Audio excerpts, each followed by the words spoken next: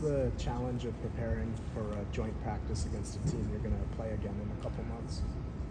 Yeah, the good part is, playing in a few months, there's going to be a lot of, obviously, film and data out there by that point. So, but I mean, there's, some things that you might not show in those first, 8 weeks or whatever it is. So you just got to kind of pick and choose. Sean and I went through that this morning for a while just to see, hey, let's just make sure, cross our T's, dot our I's. But, right now it's still early August, and we're just thinking about ourselves going against a different opponent, which would be good. When you're talking to a receiver who's making the jump from year 1 to year 2, are there specific areas that you focus on in ways that they can maybe make the biggest improvement? Sometimes it's just, with a rookie, you're trying to figure out, can you learn one position?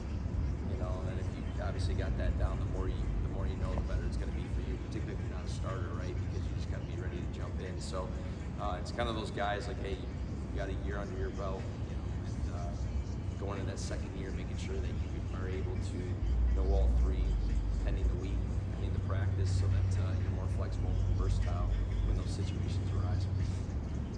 Coach, throughout this process, you talked about what you saw Stetson Bennett, what you couldn't wait for us to see.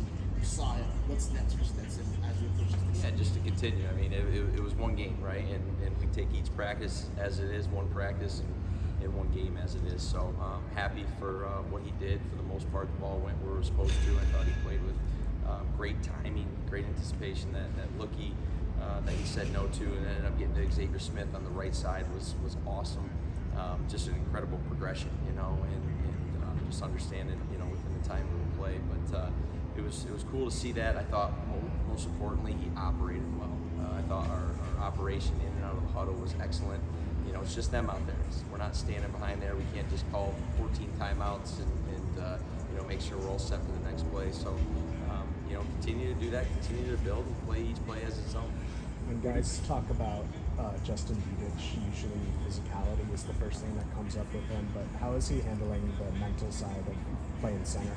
Yeah, good. I mean, Dedich is a very smart dude, so he can move on a whim amongst any of those interior spots. I'm sure he can tell the tackles what they need to do. You have to at center today, make sure we're direct and everything. But no, he's tough, he's smart, he's a guy's guy, he fits with these guys. He's a good football player. We're fortunate to have him. Kyren and Jarquez, what did you see at the game? What did you see on tape? As far as who? Kyren and Jarquez, Hunter. You're saying Corum and what did I say? There, Kyren. Kyren. Yeah. Like Kyren. He was good running his routes earlier in the day, but that's what. No, My you're bad, good there. sorry. No, but they ran well. I thought as a unit, especially as the game went on, they just. The holes were getting bigger and bigger. I know Schrader there at the end, that was pretty cool just to see those 4 or 5 straight runs, the exact same run, and guys just opening the holes. But they ran hard, they got the ball where it was supposed to go to, and backs, the more they get the ball, whether it be within a game of practice, and then as you stack weeks, the better and more comfortable they get. So it was good to see live bullets.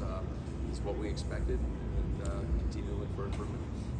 What are your thoughts on the job Xavier Smith has done as a development as a wide receiver so far? Yeah, I think X-Man has just gotten better and better. I think that goes from the first year is here a few years ago to last year, making a few plays when we need it, whether it be special teams stepping in. I thought for Seattle, we were resting, some of our starters.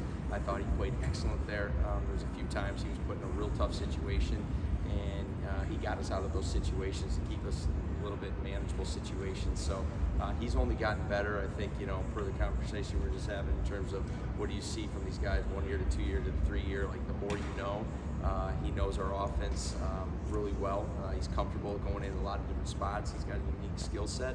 I think, he's always been a strong guy, but he looks stronger to me. He looks sturdier in a good way. So, no, I'm real pleased with where he's at. And again, like a lot of these guys, just continue to stack days. Willie Earlier Lamb. in camp, you said that Puga looked the best shape he's been in since he's been here. Is there anything on the field now that he was able to stay healthy so far during camp too that you've noticed the improvement from last year? I think it's just a continuation of what I said earlier. I just think he just looks sharper in what he's doing. He's always, one of his superpowers has been his hands.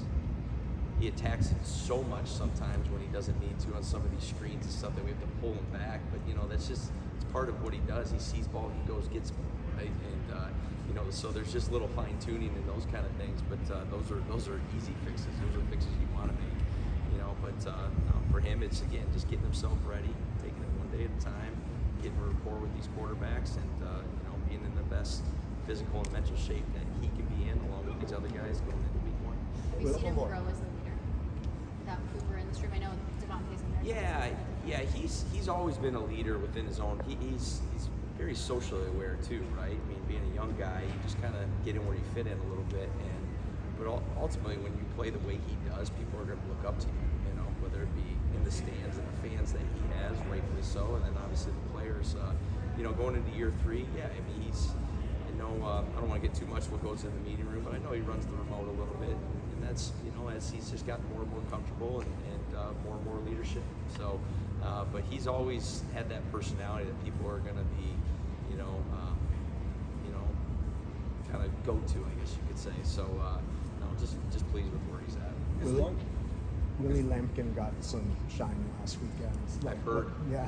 What did you think of his progression through camp? Yeah, no, he's a strong, sturdy dude, right? Yeah. I mean, he's whatever he was listed at and all that, but he had a great career, you know, going to Coastal Carolina, transferring to North Carolina, being a first-team All-American, you know, and sometimes, obviously, the attributes don't get you drafted, if you will, but it doesn't matter. You just got to land, and I like what we've seen from him. I thought he had a really good game. I thought he got better as the game went on. Again, like I keep saying, not to be a broken record, but him to just keep stacking these days and being the best he can be through August, get himself ready for whatever September has. Mike, with as long as you've known Jimmy, you talked about his development this second year in the system because of the terminology.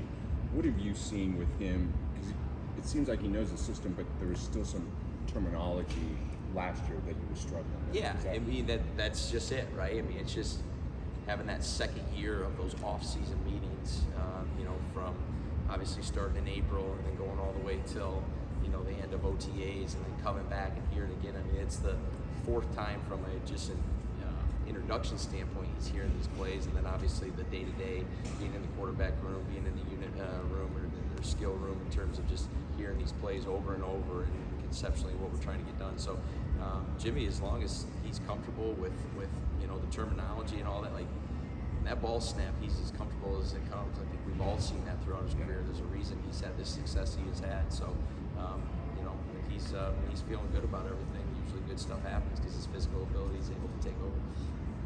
Okay. Thanks, guys. Thanks, Mike. Appreciate it.